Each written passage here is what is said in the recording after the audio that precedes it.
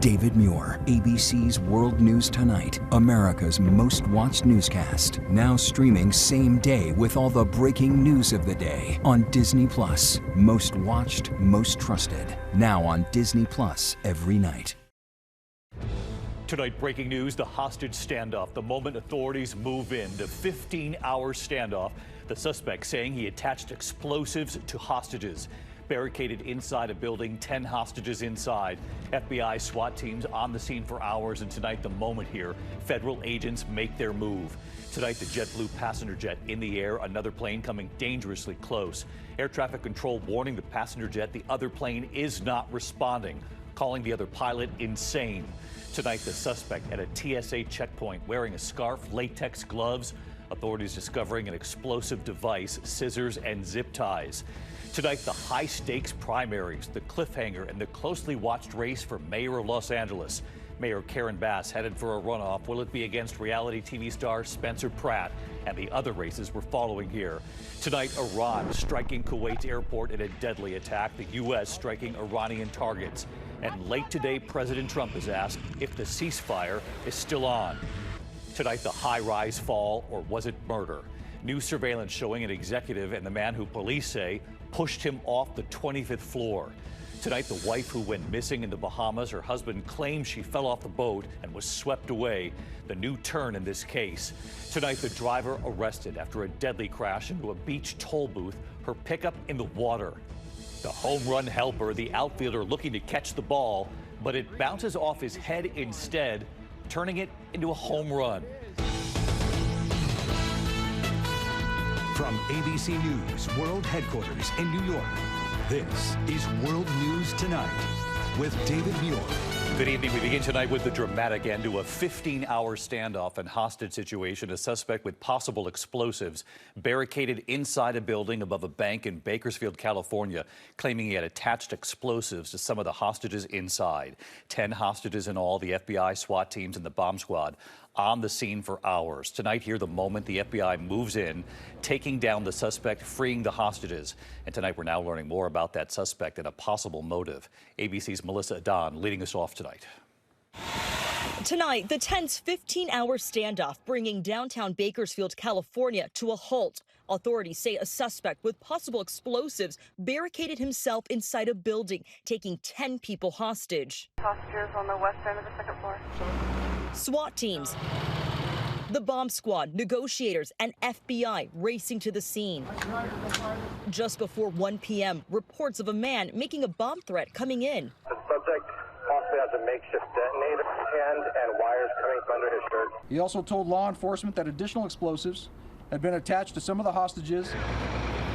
Authorities say the suspect, identified as 41-year-old Anthony Scott Searles Harris, tied up 5 of the hostages, holding employees of the Kern County Superintendent of Schools on the second floor of this building above a Chase Bank. We also had a hostage in there that we knew because the individual, she had her phone with her and was in communication with us until the phone died. The first hostage released around 4 p.m., the second 4.5 hours later in exchange for food and water. Law enforcement speaking to the suspect through a door, negotiators working through the overnight hours. They have blocks barricaded here as several buildings are still under lockdown. At 4:30 a.m., the hostage team going in, shooting and killing the suspect. The remaining 8 hostages rescued, seen escorted to safety by SWAT agents. Authorities say Searles Harris, a registered sex offender, had an extensive criminal history and was dishonorably discharged from the Army for going AWOL. Police now searching for a motive, but saying they are aware of a YouTube video connected to the suspect where he expressed grievances about a prior conviction.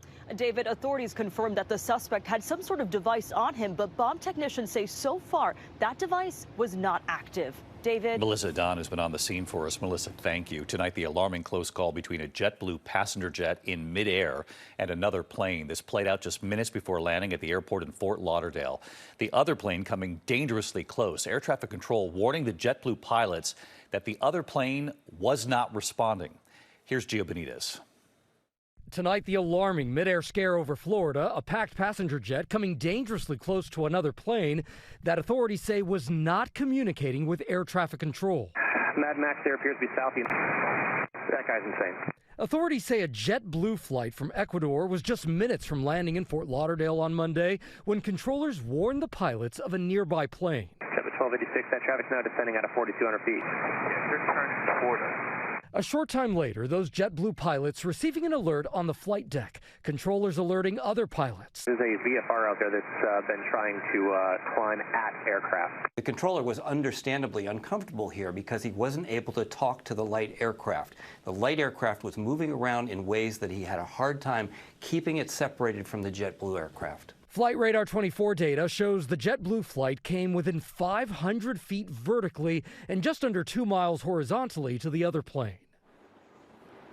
And David, the FAA says the required separation was maintained and that the JetBlue flight landed safely, but the agency is still investigating, David. It is puzzling. Gio Benitez tonight, thanks. Tonight, the alarming scene at a TSA checkpoint. Authorities say a suspect approaching the checkpoint at California's Sacramento Airport wearing a scarf and latex gloves. Authorities say they then allegedly discovered an explosive device. Let's get right to our Chief Justice correspondent, Pierre Thomas. Pierre, what have you learned tonight? David, this bizarre incident unfolding just after 9 p.m. on Saturday with a suspect showing up at a TSA checkpoint at the Sacramento Airport. Authorities say Kamani Jones was wearing a scarf covering his face and latex gloves. When they checked Jones's carry-on bag, they say they allegedly discovered this explosive device, a lighter, as well as a knife, scissors, more blades, and zip ties. According to the TSA, if the explosive device had detonated next to a window, it could have caused significant damage and a loss of cabin pressure. If convicted, Jones faces a maximum of 5 years in prison. FBI says Jones has a history of paranoia. David? Pierre Thomas live in Washington. Pierre, thank you. Tonight to the war in Iran, President Trump was asked late today, is this ceasefire still in place?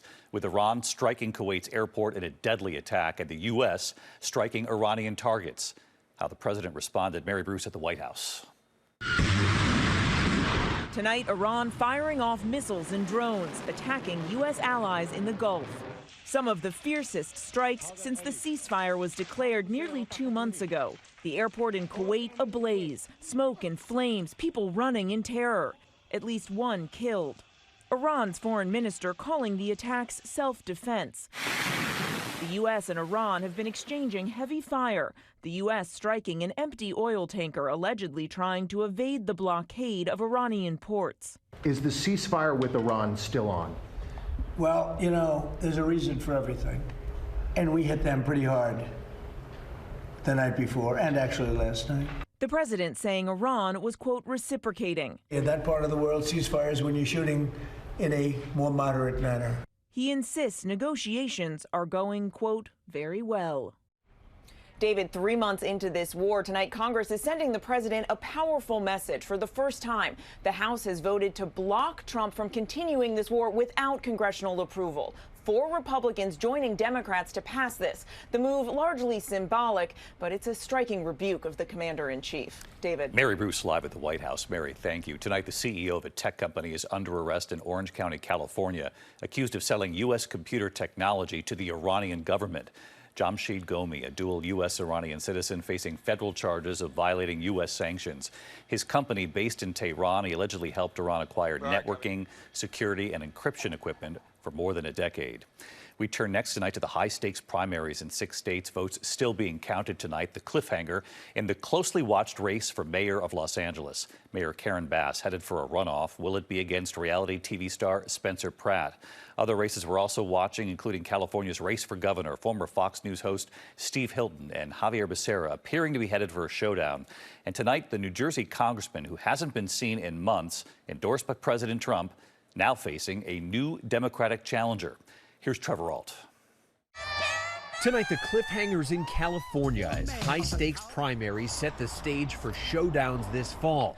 The Los Angeles mayor's race heading to a runoff for the first time in 20 years. We are gonna fight for you. Democratic Mayor Karen Bass will face either progressive council member Nithya Raman or former reality star Spencer Pratt, a conservative who has targeted Mayor Bass on the LA fires and homelessness. I think the next 5 months I'm gonna have time to build out this team to show everybody the level of Democratic supporters that I have behind me.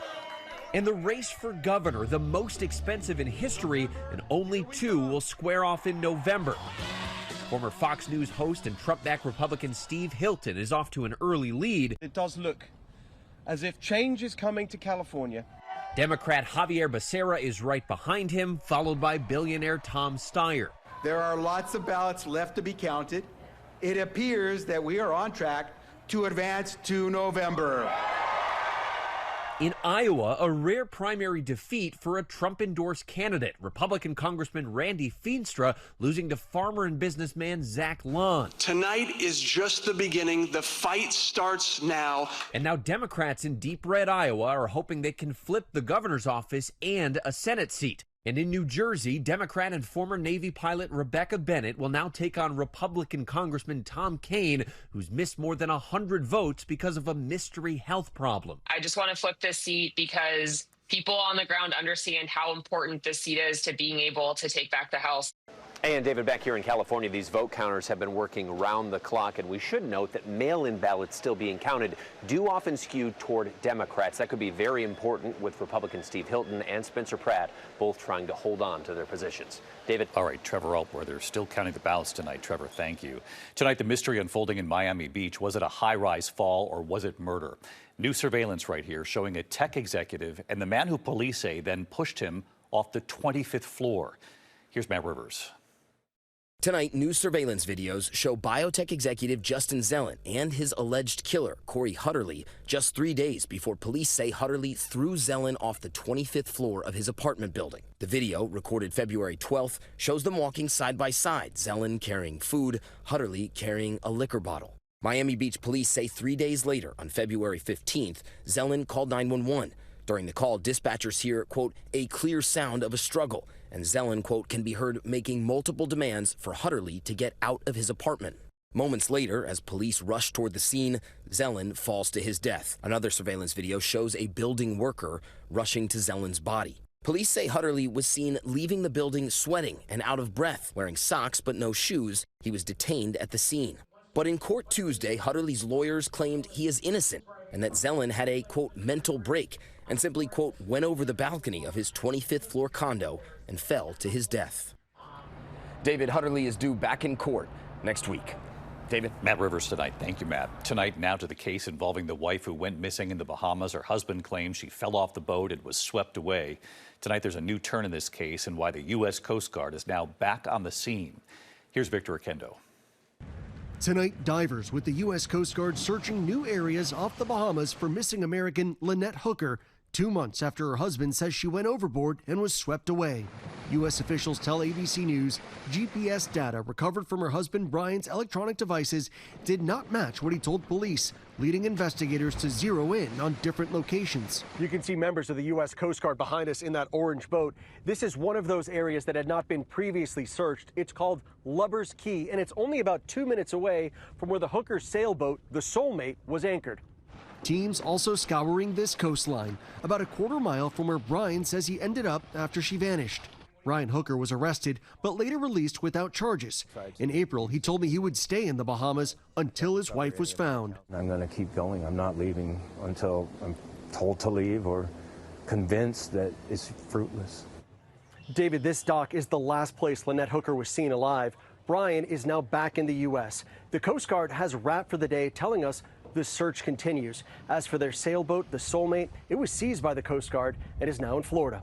David. All right, Victor Oquendo back on the story for us. Victor, thank you. Next tonight, 2 scientists are facing federal charges in Detroit for allegedly smuggling vials of deactivated mpox virus into the U.S. from Africa. The scientists who work at a government lab in Montana were stopped at the airport in Detroit in January. The FBI says they lied about carrying biological materials. No word on why they were allegedly bringing the deactivated virus to their lab. In the meantime, the news does continue tonight. When we come back, the deadly crash on the beach tonight, the driver arrested, her pickup truck ending up in the water. Also, we have dash cam video tonight showing the terrifying moments a child is thrown from a vehicle. This is a remarkable story of survival. We have a new study tonight on certain foods and the risk of dementia, what's at the top of the list. And the graduation surprise for a beloved high school principal. What the students did right in the middle of graduation, his hand to his heart right there. He couldn't believe it. In a moment. Tonight, a Florida woman is under arrest accused of drunk driving and killing a worker when she crashed into a toll booth on the beach.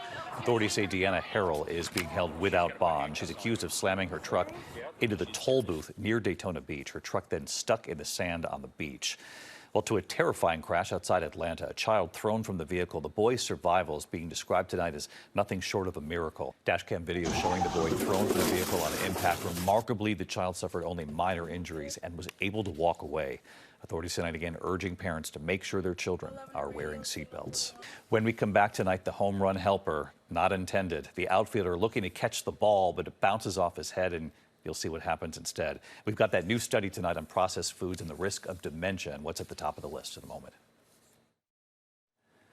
To the index of other news tonight, authorities are on the scene of a deadly train crash in southeastern Iowa near Victor. The train hitting a semi-truck, more than a dozen cars and 2 engines derailing.